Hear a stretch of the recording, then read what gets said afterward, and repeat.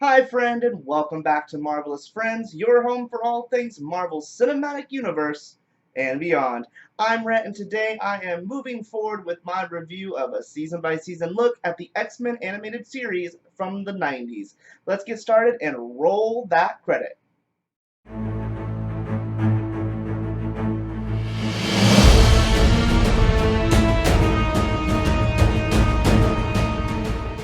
Season 3 sees our first extension in the number of episodes given to the season. Season 1 and 2 were both 13 episodes long in their original airing, and Season 3 was a total of 19 episodes, the longest of the original airing episodes. Now, this is not how it is on Disney Plus, and as we see it here, there are again some shuffling of episodes around as to how they were originally ordered, and actually, we see some episodes enter into the season that are not actually in this season. They actually were intended to air much later in seasons 4 and 5, according to how it originally aired again. Now, I have mentioned this before. I have a video discussing all these changes, so I don't want to get into it too much on here. You can check it out up in the card, and it talks about all the shufflings around, the changes of the season's lengths, and all of that. So definitely check that out if you're interested in how to watch the series properly based upon the order of the episodes. That being said, though, let's jump into Season 3 specifically, and I'm going to start off with a quick summary of what happens in Season 3. Season 3 opens up with a 2-episode story arc that really is meant to introduce us to the whole idea of a cosmic world outside of the X-Men's Earth. And it's done that by following the story of the Reavers. The Reavers are kind of a bandit half-cyborg organization that is led by Yuriko, who is one of Wolverine's ex-girlfriends. The Reavers are after a spaceship they have found deep buried under the ground thanks to the Morlocks, and housed within it is this space beast that consumes the souls of its victims. The group is able to work together and defeat the beast, and in the process, Xavier makes physical contact with the spaceship, and doing so can now understand and read alien languages, which is logical.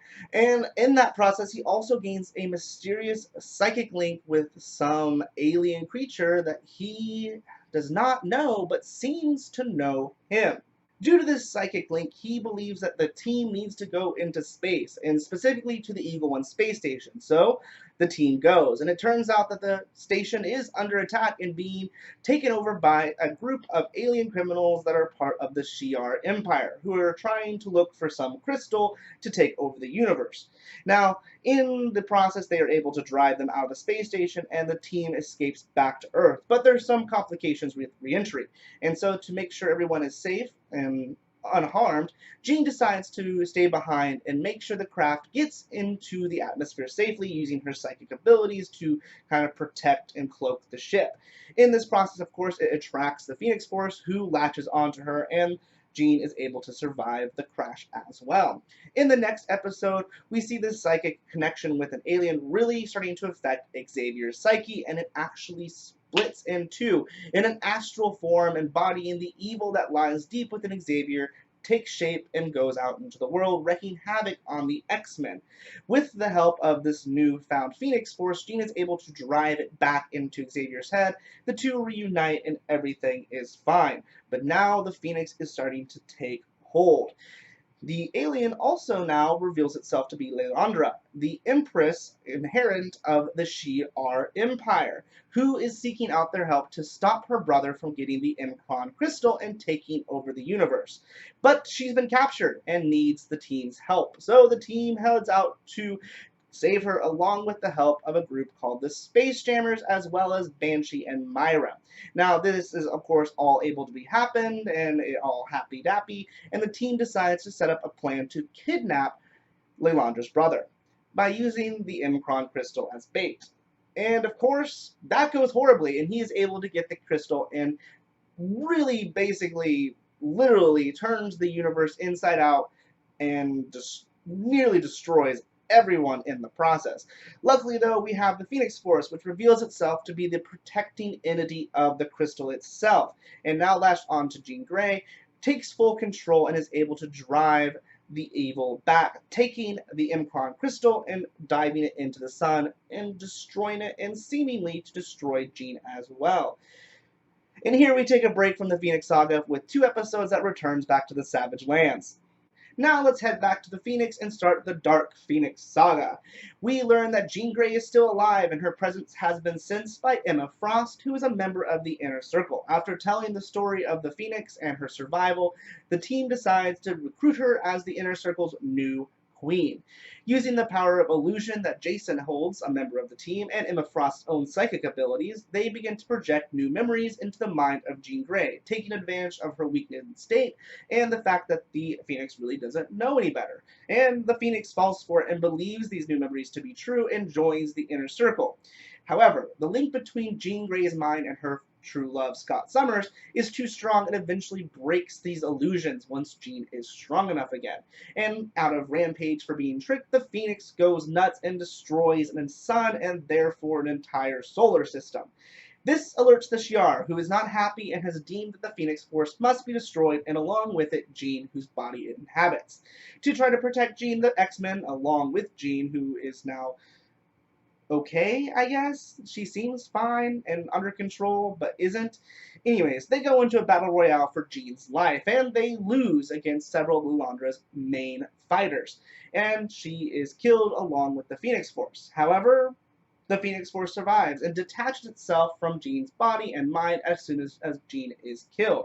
And once it's detached from all the emotions and everything that Jean had that had influenced it negatively, can't talk, excuse me, it's once again a gentle and caring creature that is meant to be a guardian force.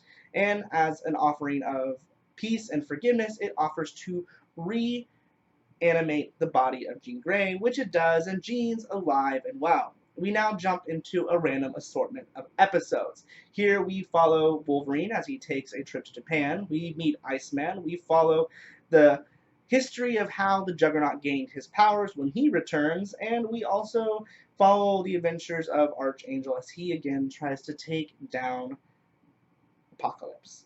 These are the episodes that are just kind of random and thrown in there and mixed up, in case you're wondering. But that does it for the season. And now we can start with the actual review. And I will start off, as always, with my 5 least favorite aspects of the season. And I, again, am trying to not use anything I've used previously unless it is just a continually growing problem. Number 5, Donald Pierce of the Inner Circle. During multiple times in the Inner Circle focused episode, we see Donald Pierce, a half-cyborg mutant, receive damage to his arm, which is the same cybernetic arm every single time, as if we didn't notice that either. The issue with this is the fact that it's an instant fix every single time. Often we see him receive damage, and then the next frame, his arm is fine and he's attacking with it again. It just doesn't make sense. If there was time and break between some of these battle sequences where he could have made repairs or switched out an arm even, I would buy it. But there just isn't. It's a very fast-paced episode with many back-to-back sequences where he's dealing with various X-Men members who all seem to blow up the same arm.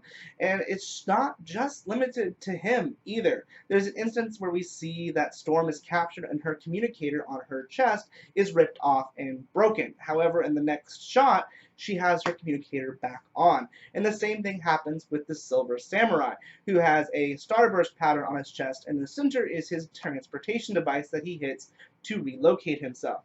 Wolverine cuts this off at the end of their battle, but when he is being led off to be tried, I guess you could say, not really explain where they're taking him, it's right back on him. And this happens a lot throughout the series, I've noticed, and there's just so many instances of it in this season, I had to take a moment to mention it. It's like they're trying to think that we won't notice these little things over and over again, but we do. Number 4, Jubilee's noticeable absence. Jubilee joining the X-Men is what really launches the entire series, and I have mentioned, of course, in my kind of dislike in how she is used in this season, or series, I guess, in my season 1 review, which check out if you haven't already watched. But all of a sudden, she's not really around, with the exception of maybe 4 or 5 episodes throughout the duration of this season. She is completely uninvolved in the entire Phoenix saga, and really and truly several of the other single-shot episodes she's not a part of either. And it's just very noticeable, considering she was such a main focus, it seemed, of Season 1, and even still Season 2 a bit, and then all of a sudden she's not around. It's very odd, I guess, that she's such a main character but treated as such a secondary one in this season. Heck, I mean, in some of the seasons, we get some of our secondary characters and villains get more screen time than she received in this season. Number 3, the blue area of the moon. Here again, we're introduced to a new world that we don't know exists, much like the Savage Lands in Antarctica that we were first introduced into Season 2. Now, this is not to be repetitive, so I don't think I mentioned anything like this in Season 2's video, but it's just silly. We don't receive any context of this. We just told that, oh, there's a colony that once lived on the moon, and we're going to receive no further context on that. No history, no background, no explanation. Maybe this was a setup for something in a future season that they just never came back around to do. Because again, I've watched the entire series at this point, but it's just so weird that they would establish this entire kind of ruined colony on the moon that has no pre-context, much like the Savage Lands, which was just there, and Magneto has a history with being there, and mutants and all that stuff, which we never explored either. So I just really don't like these introductions of locations that we really don't get any additional reference to, as if we're just supposed to accept that this is here and don't ask me questions, and there's a whole backstory, the things that we know about, but we're not going to get into. And it's just something as an adult, as a kid, I'm sure I didn't even notice or care, but as an adult watching this, it's, again, part of that whole story fulfillment that I really need. And I don't like that they keep introducing these little things to not really, well, this wasn't really even a small thing. This was quite a large, expansive colony on the moon. And there's just no additional clarification of it and why we don't know of it or anyone else on the Earth knows of it until we're seeing it in the Phoenix Saga. Number 2, illogical trap building montage. In one of the random episodes towards the end of the season, we get the episode Lotus and the Steel. This follows Wolverine as he travels to an old village in Japan to kind of reconnect with himself after some of the issues he's been dealing with lately. Now, this village is being roughed up by the Silver Samurai, who is taking advantage of them in order to make money in kind of a mob boss mentality. After rallying the citizens all around a singular young leader to fight back and take charge of the situation, they dive into a process of building traps, and some pretty elaborate ones. It includes booby traps that are connected to weather balloons that drop bricks from the sky. It includes an entire ravine that's being cut out to direct floodwater from a newly erected dam on the river, and there's several more to go on from there. And it's just not logical that they do all this in 3 days that is lined out by the Silver Samurai.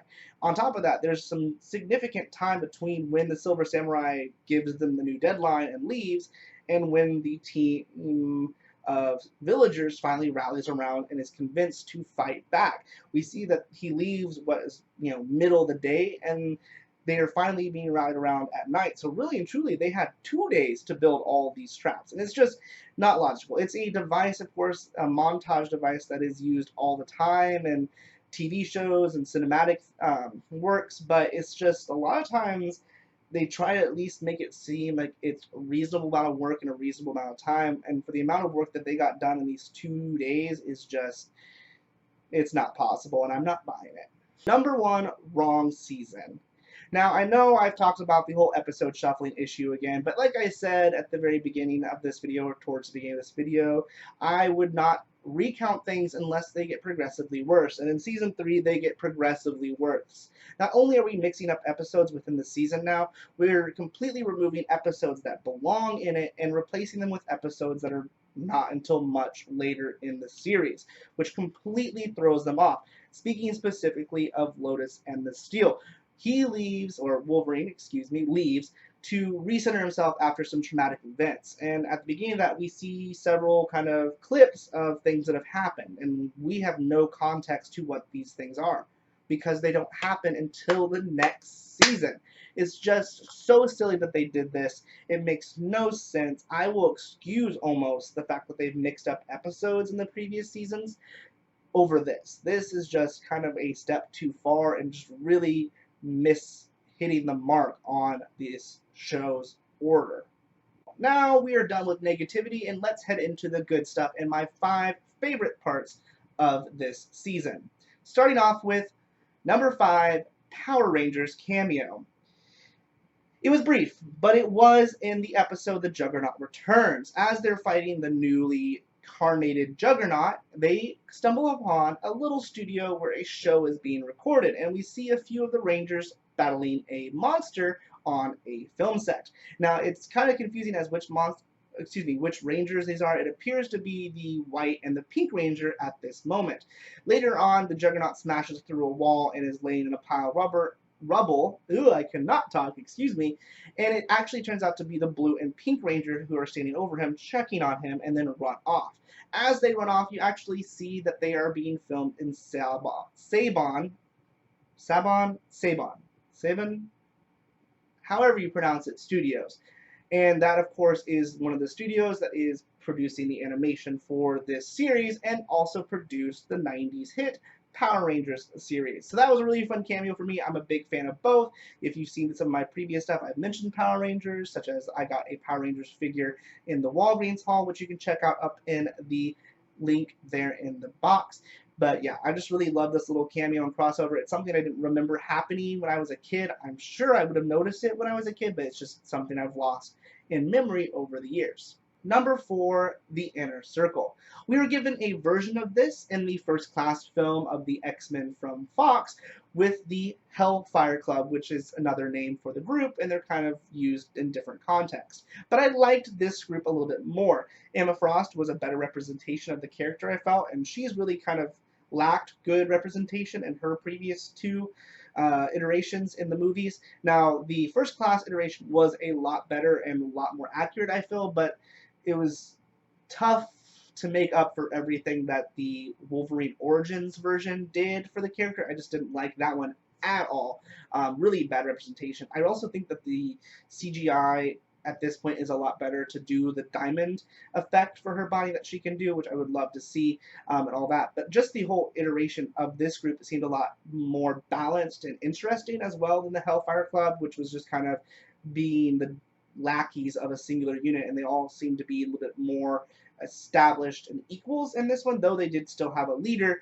I just really enjoyed how this was presented and all of that, and I hope we get to see the Inner Circle or Hellfire Club again in the future. I think they would make a great Disney Plus miniseries of their own.